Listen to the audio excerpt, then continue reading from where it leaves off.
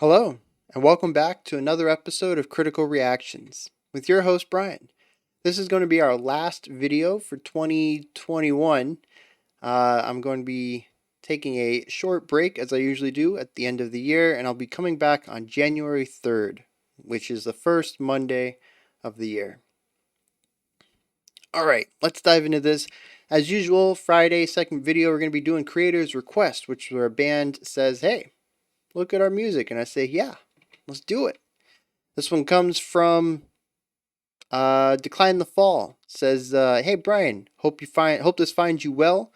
We just released a new music video today. This was back in June, so apologies for getting to it so late.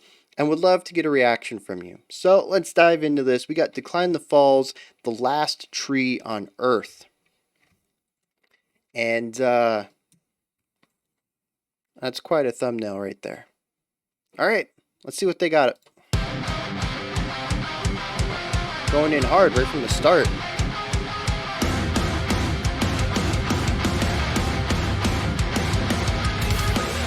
Switching between downbeats to offbeats.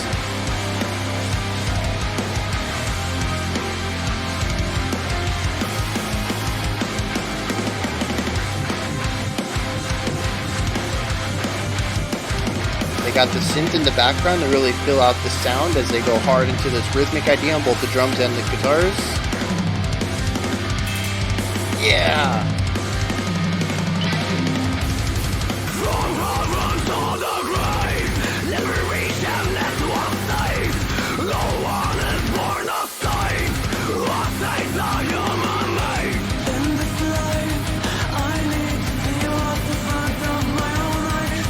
Very creeping atmosphere.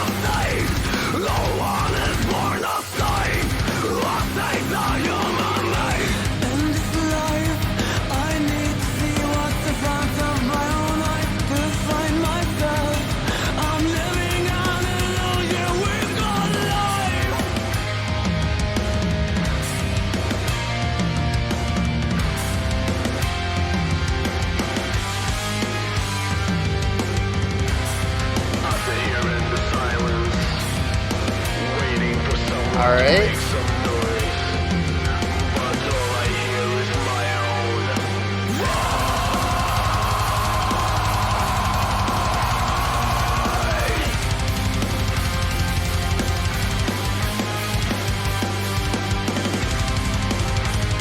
Interesting.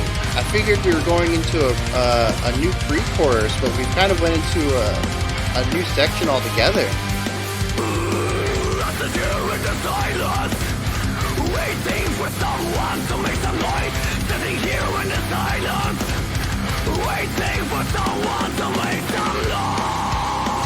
Yeah.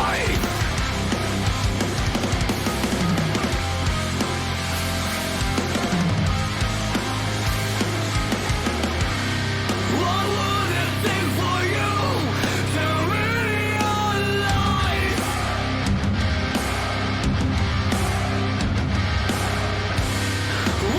Yeah, so we have the chorus now with a bit of a variation on it. Dividing out the vocal lines with this vocalization, the haze.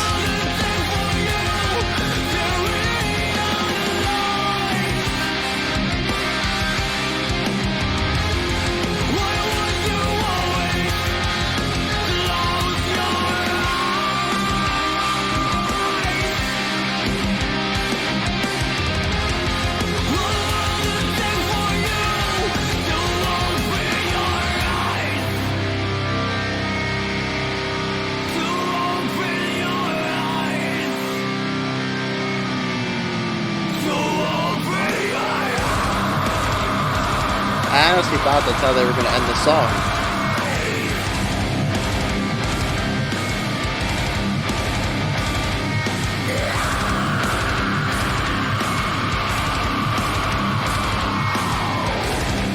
I really love this rhythmic difference here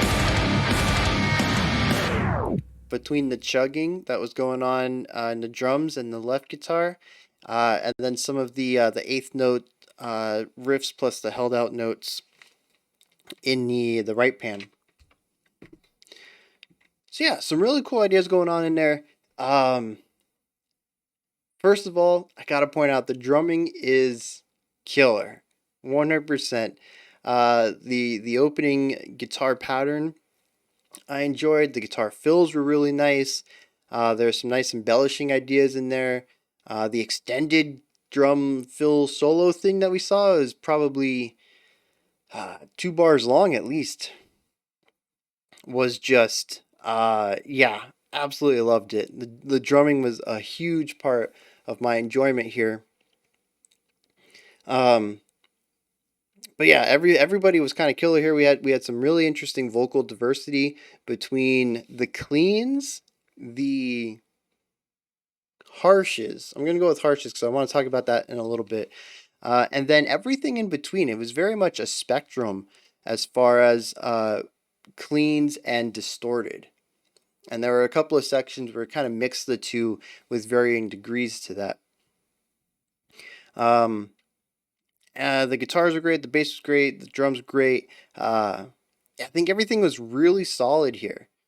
I especially want to draw a little bit of attention as well to the song structure. I already pointed it out a little during the reaction, but I do like how it alluded to the idea of returning to the chorus after the second verse and not. I felt like we were entering a new idea of a pre-chorus. I don't think the first section had a pre-chorus. We did verse, we did chorus, we did verse, and I felt like we were introducing the new pre-chorus idea, and we didn't. That pre-chorus that I thought was going to lead into a return to the chorus actually took us into the bridge, which I thought was interesting. The bridge introduced a new intensity to the song that wasn't present in the other two sections, and then that led us into a variation on the chorus before leading us into the final chorus, which didn't have the variation in it, and then a fake out on the ending, which was yeah, just a lot of surprises in here for something that at least in the first minute and a half, I really felt was going to end up following standard tropes for song structure. Ended up surprising me quite a bit. So yeah, 100%, really cool stuff going on there. Um, the guitars, I think, did a fantastic job at what they did. They created some strong atmosphere, brought in some textural ideas with the grittiness of their tone. There wasn't really too many moments for them to shine melodically. However, I do enjoy the eighth note run that is played underneath the vocal melody, the lead vocal melody in the chorus. I think it does a fantastic job of breaking up some of the stuff because our verse is kind of heavy, and we get to the chorus. It kind of does the typical metalcore idea of the heavy verse and then the lighter chorus. And one of the great ways I think they do that, rather than just reducing the rhythmic complexity, moving away from the sonorism style of writing, the textural style of writing, into the more melodic style of writing, focusing on chords and melody inside of the chorus, is that they also utilize one of the guitars, take it off of the same job that the other guitars do in the right pan guitar. And the left pan guitar actually gets to provide more space for the melody by creating a counter melody to it. And I think that's a fantastic way to sort of bring down some of the energy that we already have, not just by changing the sounds of these instruments, but also changing some of the roles of these instruments. And it does a great job of separating the verse and the chorus. Now, the verse itself is also separated into two parts. There's the heavier section with the growls, the harshes, and then we take the harshes, we turn them into cleans, and there's a couple of things done on the guitar work as well, but for the most part, those two sections kind of retain similar instrumentation, especially compared to the chorus. And I think that's an interesting way of breaking the verse down rather than having a single idea that contrasts the chorus. We have two ideas that contrast the chorus and also contrast themselves. So there's some interesting things going on in there as well. And so, yeah, I guess that kind of ties into a little bit of song structure as well. Now, the vocals, I think, might be the most divisive thing I have to talk about. I think the harshes are done very well. I believe there is a layering effect where there's two styles going on. I could be wrong here, but there definitely seems to be more of a almost a pitched distorted, like a distorted clean, or possibly a higher fry. And then there is also this deep, like throaty gutturalness also behind it. And I'm not saying the vocalist can't do both at the same time. However, I think there's two vocal tracks being done here, and I don't want to bring that up to speak about it in a negative way. I think it's actually done very well. I don't think either one of those styles could really bring the energy and intensity that they're wanting to in this section, and combining them together certainly elevates that part of the verse. And I think it's a fantastic idea for them to have done that rather than to go with one sound and possibly double tracked it. To go with the two different sounds and have them play off of each other and sort of harmonize distorted vocals. Um, However, I think the clean vocals are a little. They need something, and maybe it is just oomph. Maybe it's that punch that they're just not getting, especially in contrast to the harshes. Um, uh, but I don't know if it's a production thing or a performance thing. Unfortunately, I wish I could provide that criticism, that feedback there. But and it could also just be the song. I've only heard one song from them. It definitely could be different on another track. I don't know. Could be different vocal styles. Could be something specifically created for this one as well. But it just, to me, it feels like it lacks the punch that the rest of the band has. And it could be as simple as an EQ thing. I don't know. Um, and what else? Oh, I want to talk about the intensity in that bridge. I think that was phenomenal. First of all, I'm not sure which came first. If the music video was something that they kind of had in mind, maybe they had a story in mind while they were writing the song, and then the music video is just a natural extension of taking the story they already had in their mind and putting it to, creating a visual work of art out of it. Or if the video came after the song, but there's definitely a lot of intensity that comes in that minute, like 2.5 or so, when you hit the bridge. Visually, there's a lot of intensity there.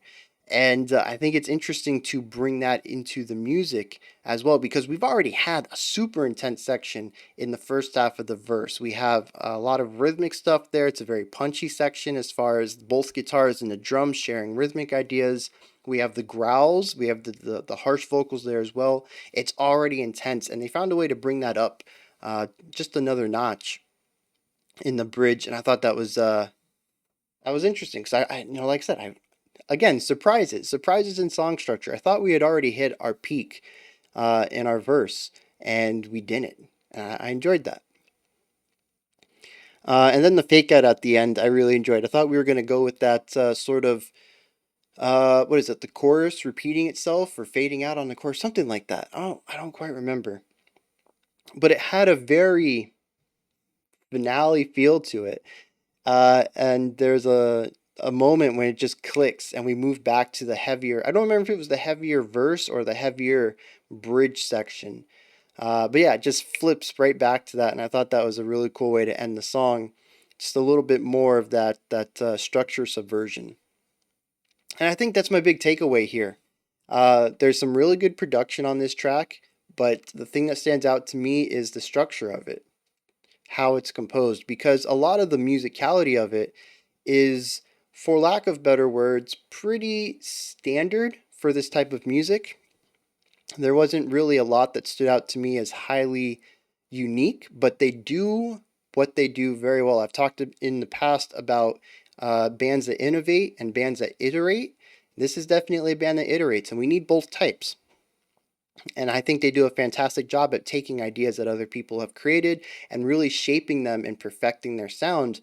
But the structure itself, I think, is a unique aspect that they're bringing to the table. And I absolutely enjoy that they're playing around with the process of how the story is told, what manner it's told in. So, yeah, really great stuff all around. That's Decline the Fall, The Last Tree on Earth. This is where you guys come in. Hit me up in the comments. Let me know what you thought of this one, if you enjoyed it or not, anything that might have stuck out to you, anything that I touched on you thought maybe I should talk about a little more, maybe extrapolate it on. Go ahead and drop those comments down there. Let me know what is on your mind. Above the comment section is a description box. And there is a link for Linktree. It'll take you to this menu right here. You can submit your own special selections. You can follow me on Twitter. You can join the Discord community. You can support me through Patreon. You can buy some merch. If you're a band and you're watching, you're like, hey, I want my stuff to be on here as well. Yeah, that's what the little email guy is. I'm so bad at this. It's like on this line, and there's like a little envelope or something. That's my email. Shoot me an email with your band and a link to your music, and we'll get you on here. Unfortunately, as noted, the list for this one is a bit lengthy, especially since I only get to do 4 of these a month on average, but we'll get there eventually. So yeah, above the description box though, if you could like, subscribe, and ring the bell, I greatly appreciate all 3 of those. I will not be back tomorrow. It's the weekend. I will not be back on Monday because I'm taking a winter break, a holiday break. As usual, this time of year, I spend a couple weeks with my family. We celebrate Christmas, so we do that, and we got New Year's coming up as well. So it's just a really good time, I think, for me to spend with family, and I've always done it. I will probably always do it. My family does come first. And but I will be back the first Monday of January, like I mentioned at the beginning of this video. I think I did. I don't remember anymore. Monday, January 3rd, we'll return to the usual stuff, such as beginning our next themed videos at 5 p.m. Eastern Standard Time, 10 p.m. UTC, as usual. All right, until next time, remember to be critical but not cynical of the music you listen to, and have a fantastic morning, afternoon, or evening whenever you choose to watch my videos.